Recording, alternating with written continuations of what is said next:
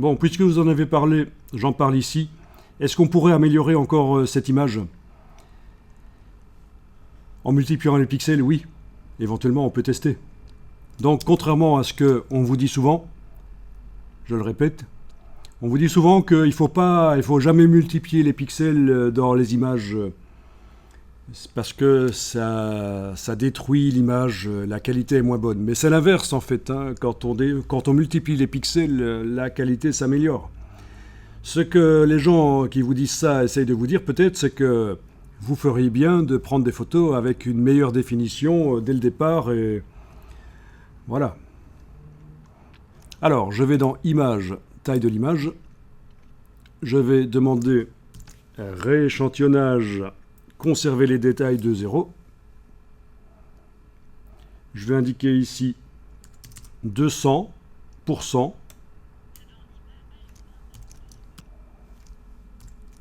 Donc, j'obtiens 4 fois plus de pixels. Si on multiplie par 2 la largeur et la hauteur, ça fait 4 fois plus de surface. Ça, c'est de l'école primaire.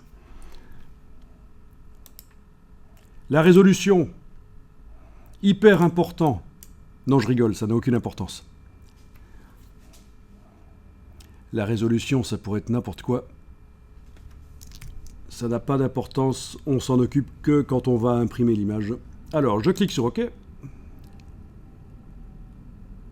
Voilà. Alors, ce qui était pixelisé tout à l'heure l'est beaucoup moins. Il y a une espèce de lissage, en fait. Il y a une espèce de lissage. Vous aviez beaucoup plus de pixels tout à l'heure qui étaient visibles. Oui, j'ai pas été regarder quand j'étais dans la boîte image, taille de l'image. J'ai pas été voir l'avant-après, mais enfin, on l'avait déjà fait, vous avez vu. Hein. Ok, je vais voir ce qui se passe. Est-ce que je pourrais encore améliorer l'image en mettant de l'accentuation là-dessus? Ben, on va tester ça. Donc l'accentuation, c'est sur l'arrière-plan, évidemment, c'est pas sur le calque de réglage que je la mets, c'est sur les pixels de l'arrière-plan, et de manière non destructive, donc il faut faire un clic droit, convertir en objet dynamique. Voilà. Et donc je peux aller chercher filtre, renforcement, accentuation. Un petit rayon, parce que c'est de l'accentuation que j'essaie de faire là, de détail. Donc j'utilise le filtre de manière normale, avec un petit rayon et un gain un peu plus fort. Je coche et je décoche la case aperçue, et on pourrait peut-être remarquer oui, que ça améliore. Par contre, on a quand même encore beaucoup de grains. J'aurais pu jouer avec le curseur dans taille de l'image pour lisser les surfaces aussi. Mais bon, voilà. Est-ce que ça améliore ou pas? Oui, je pense que ça amène quand même quelque chose, un petit coup d'accentuation. Vous voyez, je suis en train de jouer avec la case aperçue et regardez le phare. Vous devriez remarquer que ça apporte un côté un peu brillant quand même. Alors, ce qui est bizarre, c'est qu'on accentue les détails dans une image dont on a multiplié les pixels. Donc, ce sont des détails qui sont un peu artificiels en quelque sorte. Hein. Mais enfin, ça marche quand même pas trop mal. Donc, dès qu'on clique sur OK, le réglage d'accentuation est là dans la palette des calques, modifiable. Voilà. Si vous avez compris ça, vous êtes déjà loin dans Photoshop.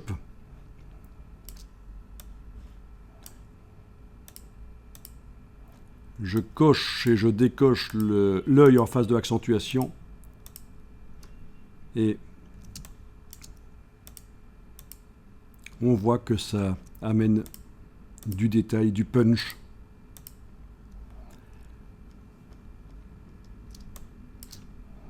Alors j'en profite pour vous dire aussi vraiment une bonne astuce. Lorsque vous imprimez des images chez un imprimeur professionnel avec une presse offset, donc je ne parle pas du copy service, je ne parle pas de l'imprimante jet d'encre, même grand format, ça existe. Je ne parle pas des imprimantes couleur laser. Non, vraiment un imprimeur. Ne lui envoyez pas des images trop nettes. Le flou dans les images apporte quelque chose à la création des points de trame. Et si l'image est trop nette, vous risquez d'être déçu par rapport à ce que vous voyez à l'écran sur le papier. Ce ne sera pas génial, ce sera peut-être un peu trop grumeleux. Vous allez être déçu. Donc ça, c'est vraiment une astuce pour l'impression offset. Le fait qu'il y ait un tout petit flou sur l'image ne pose vraiment pas de problème. Ici, j'ai juste tapé tram offset pour être certain que tout le monde sait de quoi on parle quand on parle de tram offset. Ce sont les petits points de différentes tailles, cyan, magenta, jaune, noir, superposés, qui créent les photos. Comme on le voit ici aussi. Quoique, oui, c'est ça, oui, tout à fait. Mais ça, c'est un exemple, oui. Ok. Donc il y a 4 passages en presse, donc 4 presses monochromes, le papier passe d'une presse à l'autre et reçoit l'encre, mais les encres créent des espèces de rosaces comme ça. Mais vous connaissez, hein. Donc, le processus de tramage, de transformation de pixels en trame, chez l'imprimeur, ça s'appelle le ripping, le RIP, R-I-P. C'est l'abréviation de, et ça peu de gens le savent, Raster Image Processor. Donc beaucoup de gens connaissent le terme ripper, donc traiter des images, et par extension, ça a contaminé d'autres, je veux dire, ça s'est étendu à d'autres domaines, comme ripper un DVD par exemple, tout ce qui est traitement. Mais en fait, voilà, c'est la transformation d'une image pixel en point de trame. Et je ne vais pas m'étendre là-dessus pour expliquer pourquoi il faut des trames pour imprimer. Ok. Donc, vraiment super important à retenir si vous voulez faire des impressions chez un vrai imprimeur. Vos images, vous avez intérêt à ce qu'elles soient pas trop nettes. Ça va aider au processus de création de la trame. Croyez-en mon expérience, c'était mon métier. 8 heures par jour dans les années 90, la photogravure, l'image publicitaire, les magazines, les affiches en grand dans la ville. Alors, ici, on vous montre, et ça c'est intéressant, c'est bien que ça soit apparu là, au moment où j'ai fait pourtant la recherche sur tram offset. On vous montre que sur une imprimante jet d'encre, c'est différent. Ah oui, en fait là, je vois ce qu'ils font. Ils parlent d'un procédé offset très particulier et marginal qui existe très peu. Mais malgré tout, l'image me permet de vous expliquer que sur une imprimante jet d'encre, il n'y a pas de tramage comme en impression offset. Ce sont des points posés de manière aléatoire. Et donc, si vos images sont très nettes que vous envoyez pour l'impression jet d'encre, il n'y aura pas de problème, pas autant de problèmes que si c'était une impression chez un imprimeur. Donc c'est ce qu'on appelle une trame aléatoire ou une trame stochastique. Ça existe aussi en impression offset, mais c'est vraiment très très peu répandu. C'est utilisé quand on veut imprimer des choses qui possèdent des réseaux visuels, comme des tissus par exemple. Voilà, des tissus, ce sont des lignes parallèles, les tissus. Si vous imprimez ça en offset traditionnel, ce sera peut-être moins bien qu'avec l'offset stochastique, mais c'est vraiment du très haut niveau. Là, quasiment personne ne sait que ça existe en général, les trames aléatoires pour l'offset. Mais par contre, pour les jets d'encre que vous avez chez vous, peut-être, l'imprimante jet d'encre, c'est du stochastique, c'est de l'aléatoire. Et donc, voilà, pas de problème. Vous pouvez envoyer sur votre imprimante jet d'encre des images nettes. Ce que je voudrais vous montrer aussi ici, c'est les traceurs jet d'encre. C'est-à-dire que quand on vous parle ici d'impression jet d'encre, vous vous imaginez une feuille format A4 ou A3 qui sort d'une imprimante. Mais vous avez ceci, des traceurs. Des traceurs qui ont des rouleaux de papier parfois même, Et ça peut sortir donc des banderoles d'une largeur d'1,30 m peut-être. Il en existe qui font 8 ou 10 mètres de large, hein.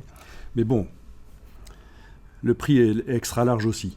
Donc en général, c'est une histoire de 130 cm de large. Et par contre, au niveau de la longueur, ça, il n'y a pas vraiment de limite, puisque c'est des rouleaux qui alimentent. C'est pas du feuille à feuille. Ça peut être intéressant pour faire des banderoles en jet d'encre.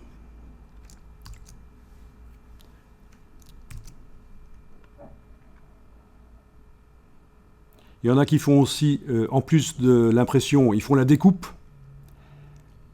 Donc ça va vous sortir le papier découpé. Parce que après la phase d'impression, vous avez un couteau mobile qui va pouvoir couper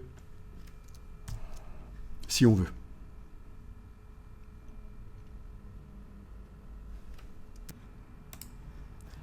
Donc je ne peux que vous inciter à visiter des salons. Évidemment, c'est malin de le dire, alors que nous sommes un peu confinés, mais bon, on va dire quand ça ira mieux. Si vous avez l'occasion, allez visiter. J'en ai déjà parlé lors des formations précédentes, désolé pour la redite, le salon Photokina, qui est le plus grand salon mondial de la photographie et qui, ça c'est une chance incroyable, a lieu à Cologne, c'est-à-dire à 400 km de là où nous nous trouvons. Donc c'est tout à fait accessible.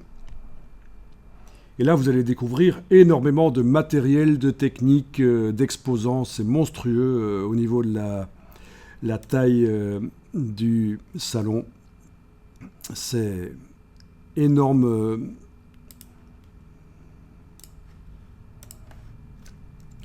Comme zone d'exposition en fait. On ne voit pas grand chose ici, mais sachez que c'est énorme. Et il y a un autre salon, donc la Photokina c'est tous les 2 ans.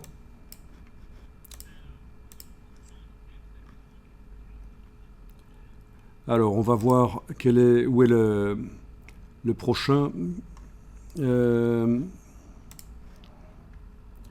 Photokina 2022.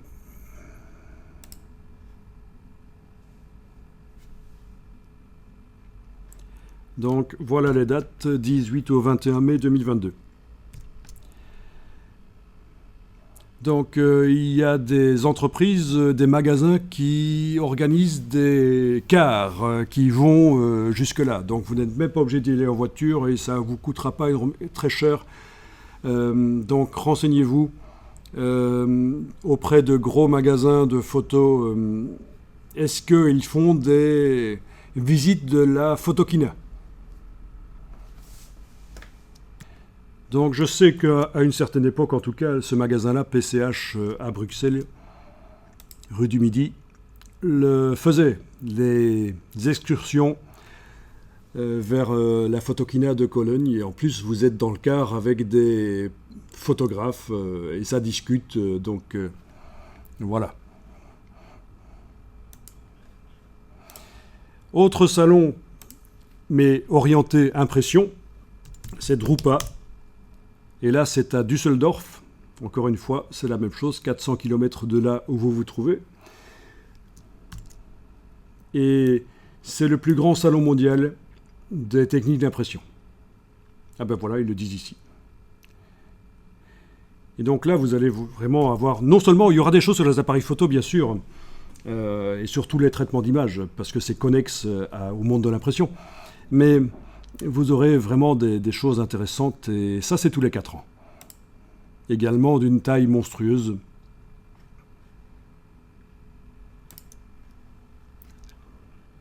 La Drupa, oui. Bon, vous savez que l'impression, c'est une invention allemande. Mayence, c'est la ville. Gutenberg, c'est le gars. Donc oui, il y avait de l'impression avant avec des plaques de bois gravées, ok. Mais les caractères mobiles, le démarrage des livres à grande échelle, c'est Mayence, Gutenberg, c'est l'Allemagne. Donc c'est pas pour rien que beaucoup de fabricants de matériel d'impression professionnels sont allemands et que voilà, ça se passe là. Alors, ok, ça c'est quand est la prochaine Drupa?